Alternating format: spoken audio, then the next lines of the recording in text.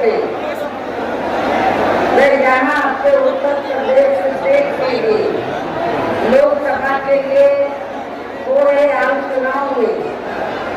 आपके सहारनपुर लोकसभा की सीट से श्री माती रानी व कैराना लोकसभा की सीट से श्री पार्टी राणा,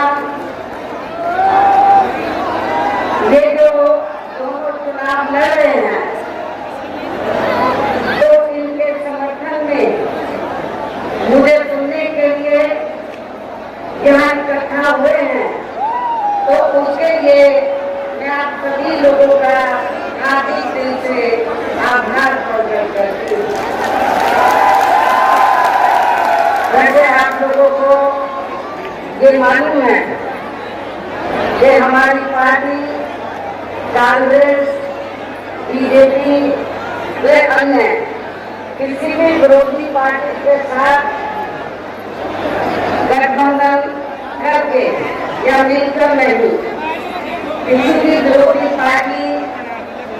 तथा गठबंधन आदि के साथ मिलकर नहीं, बल्कि अकेले ही अपने बलबूते पर पूरी तैयारी व समझदारी के साथ इसके साथ ही हमने इस चुनाव में भी टिकट बंटवारे के मामले में यहाँ सब समाज के लोगों को उचित भागीदारी दी,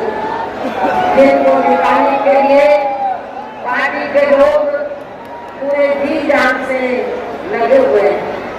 हालांकि आज यहाँ आपकी इकट्ठा हुई अपार भीड़, वह भीड़ के जबरदस्त जोश को भी देखकर अब मुझे भी ये काफी हद तक भरोसा हो गया है कि पिछली बार की तरह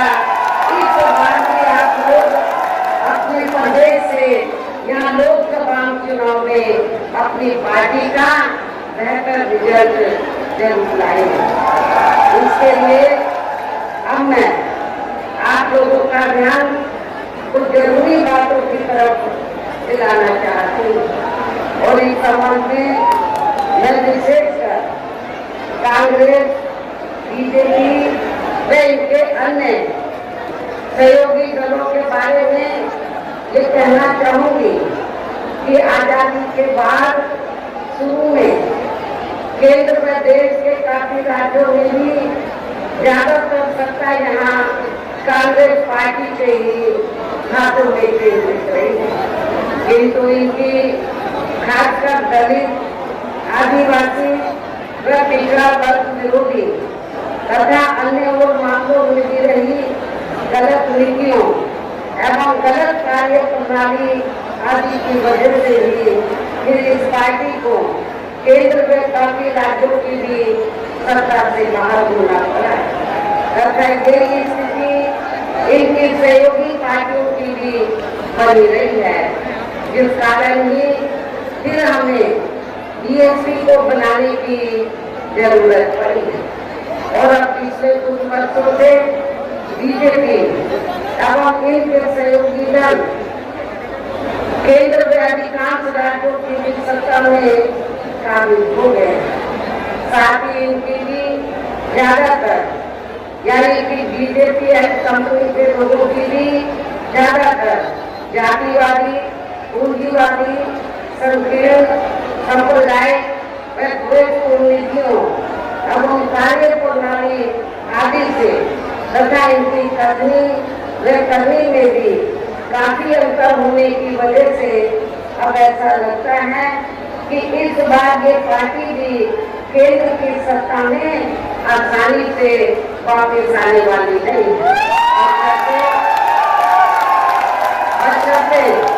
यदि ये चुनाव इस बार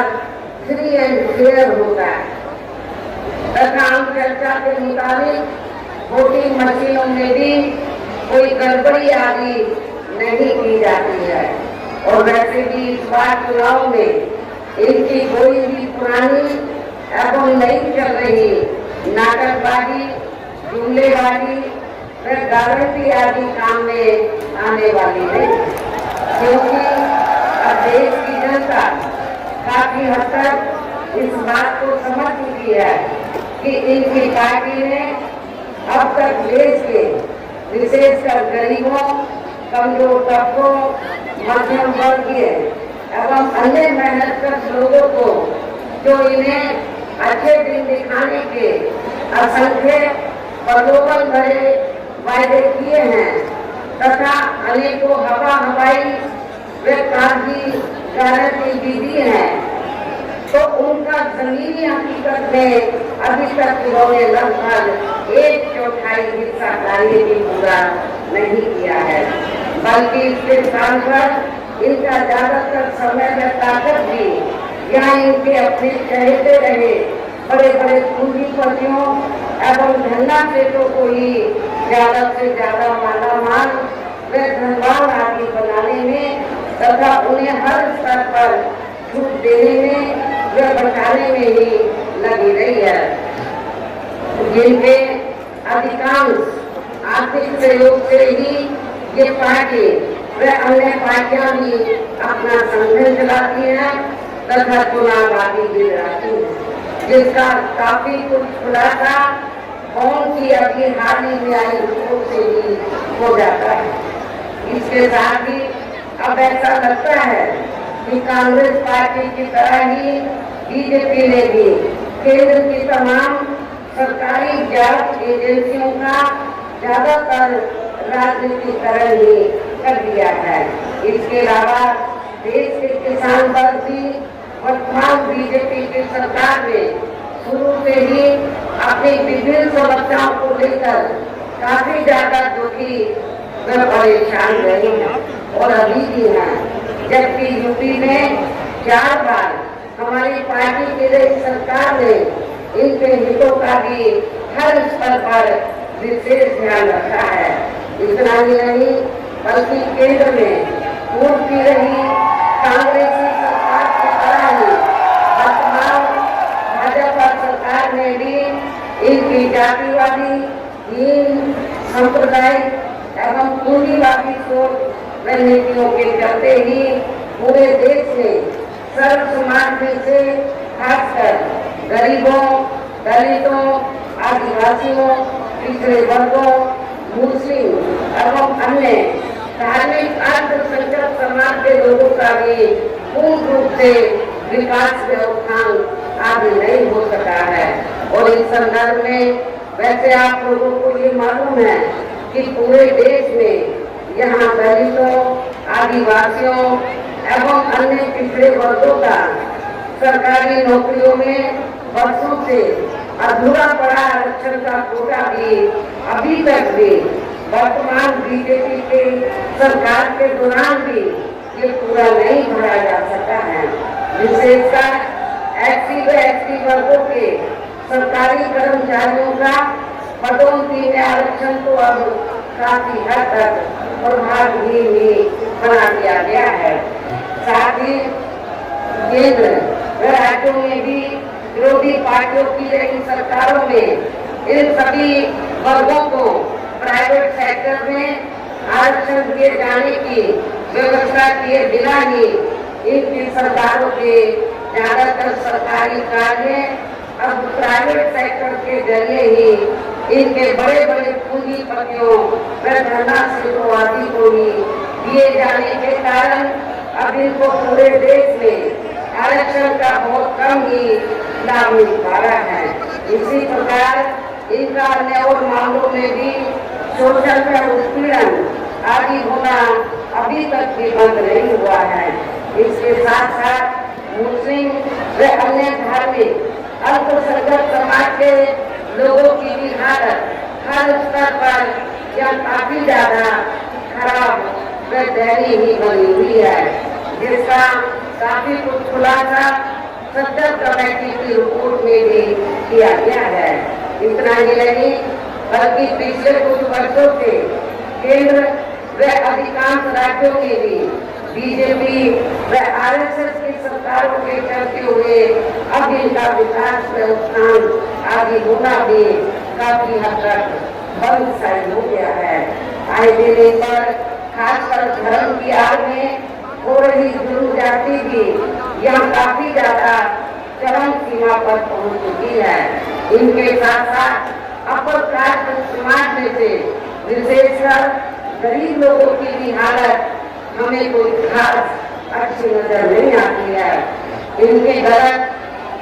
कृषि नीतियों के कारण ही किसान वर्ग भी आए दिन काफी आंदोलित रहता है। साथ ही इनकी गलत आर्थिक नीतियों की वजह से ही देश की अर्थव्यवस्था पर भी इसका काफी बुरा प्रभाव पड़ रहा है, जिससे यह विशेषकर छोटे एवं मध्यम वर्ग के व्यापारी वर्ग भी काफी ज्यादा दुखी व परेशान है। और केंद्र में पूर्व की रही कांग्रेसी सरकारों की तरह ही वर्तमान भाजपा सरकार में भी यहाँ पूरे देश में गरीबी,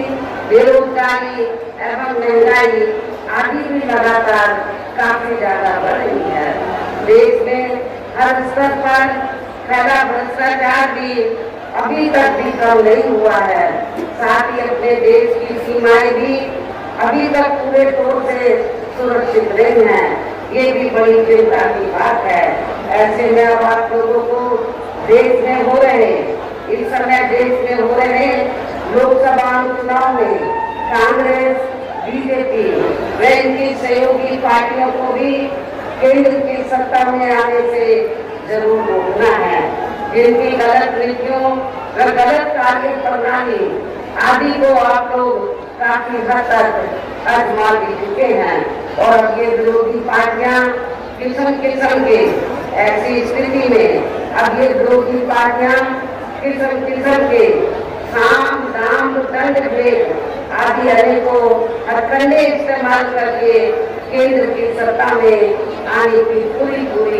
कोशिश में लगी हुई, जिनसे अपनी पार्टी के लोगों को हर स्तर पर काफी ज्यादा सावधान रहना। और इस मामले में विरोधी पार्टियां अपने अपने पक्ष में हवा बनाने के लिए खासकर मीडिया, ओपिनियन पोल व सर्वे आदि का जो बड़े पैमाने पर इस्तेमाल कर रही है, तो उनसे भी अपनी पार्टी के लोगों को बिल्कुल भी गुमराह नहीं होना है। इसके साथ ही विरोधी पार्टियों के विभिन्न रूपों में जारी किए गए इनके हवाई व प्रलोभन भरे चुनावी घोषणा पत्रों एवं वायदों आदि के बहकावे में भी पार्टी के लोगों को कतई नहीं आना है। ये पार्टियां चुनाव खत्म होने के बाद ज्यादातर अमल में नहीं लाती हैं और जिन पर से देश की जनता का अधिकांश विश्वास ही उठ गया है। यही खास वजह है कि हमारी पार्टी किसी भी चुनाव में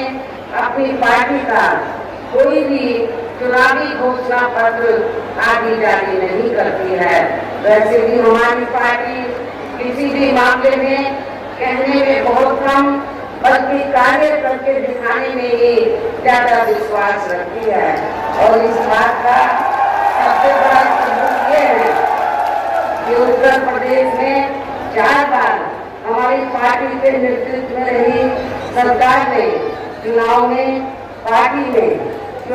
पार्टी के बिना जारी किए गए घोषणा पत्र के ही प्रदेश के आम जनहित में काफी कुछ ऐतिहासिक कार्य करके दिखाए हैं, जिनकी अब देश में अधिकांश पार्टियों की सरकारें काफी नकल भी कर रही हैं। जबकि इस मामले में हमारी पार्टी का ये कहना है कि यदि इन पार्टियों के स्थान पर केंद्र में हमें अपनी पार्टी की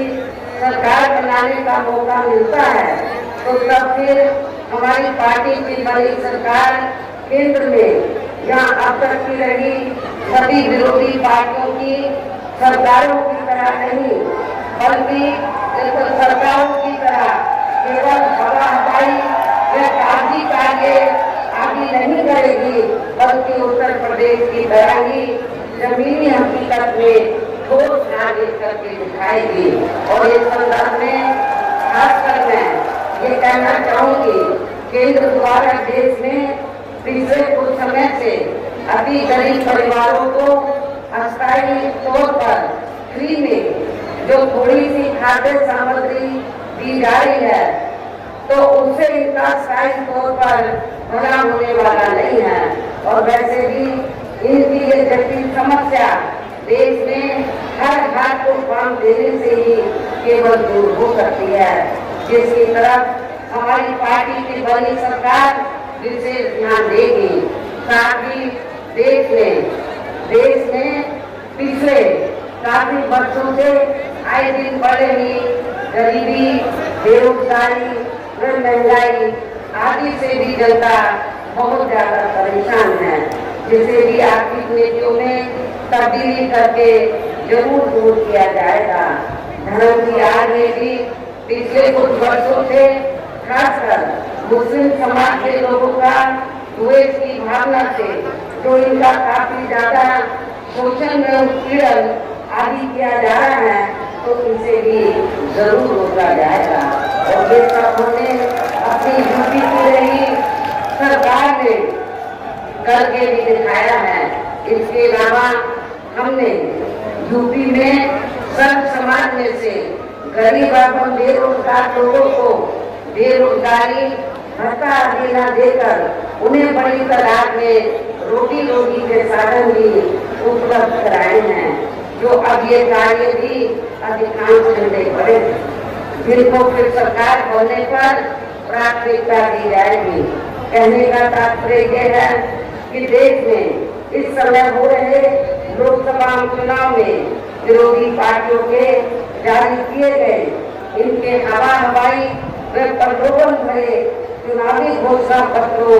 आदि के बहकावे में अभियान खासकर देश के अपने गरीबों, मजदूरों, बेरोजगारों एवं अन्य जरूरतमंद लोगों को बिल्कुल भी नहीं आना है। और अब इन्हें ऐसी सभी विरोधी पार्टियों को हर हालत में केंद्र की सत्ता में आने से जरूर रोकना है, जिनकी करनी में काफी अंतर रहा है तथा जिन्हें ये लोग वर्षों से आजमा भी चुके हैं। ऐसे में मेरा यही कहना है कि आप लोगों को अपने खुद से व अपने प्रदेश एवं देश के हित में अपने वोटों को यहाँ कांग्रेस, बीजेपी व अन्य विरोधी पार्टियों को न देकर केवल अपनी एकमात्र विदेशी पार्टी बहुजन समाज पार्टी को ही देना। जो ये पार्टी उत्तर प्रदेश की तरह ही केंद्र में भी अपनी पार्टी की सरकार बनने पर फिर पूरे देश में यह अपनी पार्टी की सर्वजन हिताय व सर्वजन सुविधाएं की नीतियों पर आधारित ये सरकार चलाएगी। इसके साथ साथ केंद्र से जुड़ी आपके क्षेत्र की जो भी आप सामने समस्याएं होंगी तो उन्हें भी दूर करने का असंभव पूरा प्रयास किया जाएगा, ताकि ये भी हम लोग हर संभव पूरा प्रयास करेंगे। साथ ही यहाँ गरीबों, मजदूरों, बेरोजगारों, कर्मचारियों, किसानों, छोटे व्यापारियों एवं अन्य मेहनत लोगों के हितों का भी विशेष ध्यान रखा जाएगा। सर्व समाज में से खासकर दलितों, आदिवासियों, सर्व समाज में से खासकर गरीबों, दलितों, आदिवासियों, पिछड़े वर्गों, मुस्लिम व अन्य धार्मिक अल्पसंख्यक समाज के लोगों के विकास एवं उत्थान के साथ साथ हर स्तर पर इनकी सुरक्षा आदि के लिए भी प्रभावी कदम उठाए जाएंगे। और अभी यहाँ वास्तव में अपने देश के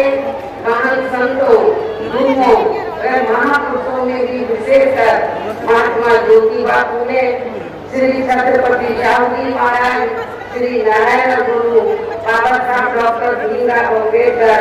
एवं मान्यवर श्री कांशीराम जी आदि का अधूरा सपना जरूर साकार हो सकता है। जिनको यूपी में हमारी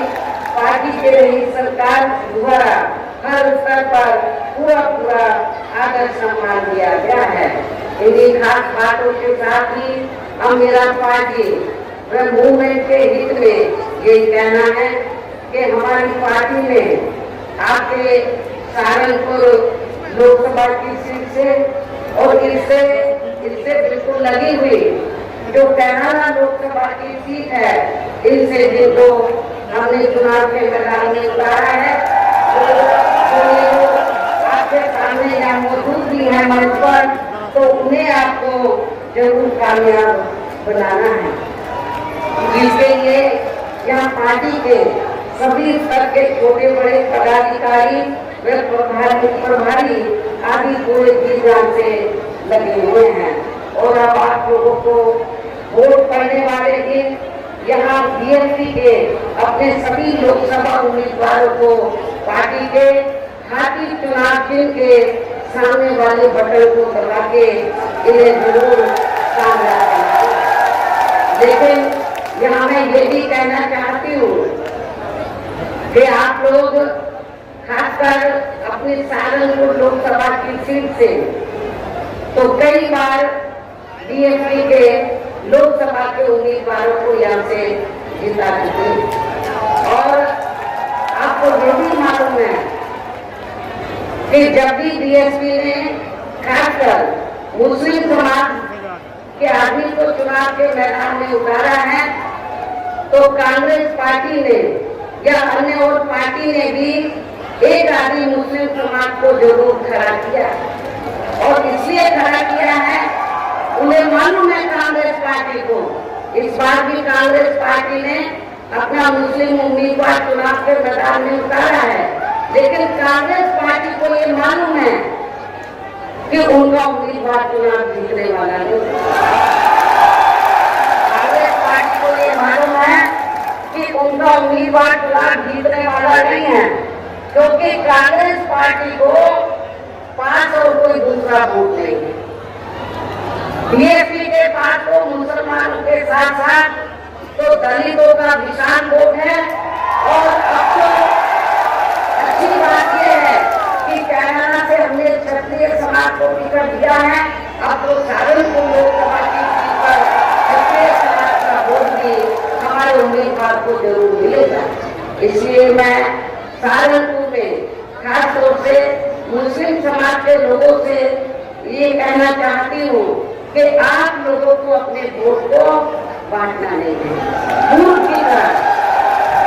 जैसे आपने पहले भी अपने वोट को बांटा नहीं है, इस बार भी आप लोग अपने वोट को बांटेंगे नहीं। मुस्लिम समाज के लोगों ने यदि अपने वोट को बांट दिया, थोड़ा भी वोट आपने कांग्रेस के उम्मीदवार को दे दिया, तो उसका फायदा सीधा भारतीय जनता पार्टी को पहुंचेगा। और आप लोग यदि वास्तव में भारतीय जनता पार्टी के उम्मीदवार को आप चुनाव में मात देना चाहते हैं, उनको हराना चाहते हैं, मैं खासकर मुस्लिम समाज के लोगों से ये कहना चाहूंगी कि आप लोगों को अपने वोट को बांटना नहीं है। एक तरफा बहुजन समाज पार्टी के उम्मीदवार को सहारनपुर लोकसभा की सीट से